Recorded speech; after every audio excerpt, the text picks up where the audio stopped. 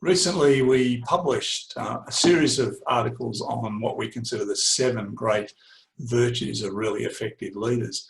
And it's been intriguing for us in the last few months to think about those virtues in the context of the pandemic that we're all sadly going through at the moment. And the question I keep asking myself is, have these 7 changed, or are they the same virtues, whether we're in a pandemic mode or a non-pandemic mode, or a war or a bushfire or whatever that crisis may be that surrounds us? And in talking to our clients and friends and allies, it seems to us that the virtues haven't changed at all. And I just want to remind you of what they are, starting with authenticity, the real you, the person that you innately are. You don't have to fake it to be a great leader. You bring real stuff into play, and of course you learn to behave well in the context of that authenticity. The second one, of course, is kindness, a virtue which is so fundamentally important in human relations, but particularly so in leaders.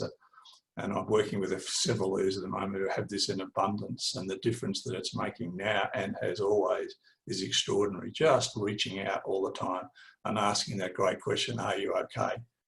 And thirdly, of course, humility.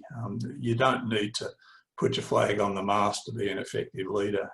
Great leaders are over-concerned about reputation, unless, of course, it enhances the cause. So their authority and power is very much geared to, is this good for our business? Is this good for our clients? Is this good for community?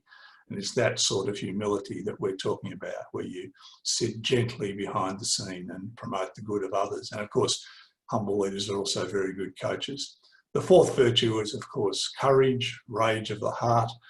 This is really important at any time. That's the ability to step out, to do something a little bit different, not to be caught underneath the precipice, afraid to stick your head up and say what you need to say.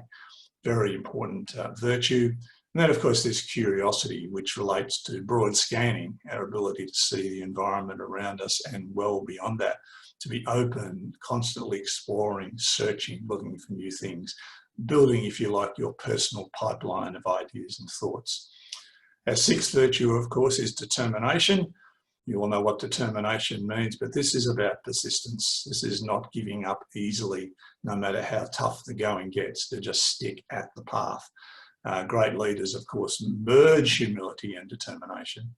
And they do so in a self-effacing way, but they don't stop. They're dogged. They keep pursuing the issue. And finally, of course, there's personal discipline. I don't think I know one great leader that hasn't got really strong processes of personal self-discipline. They're very organised, they're very structured, they're very thoughtful, and they stick to the path.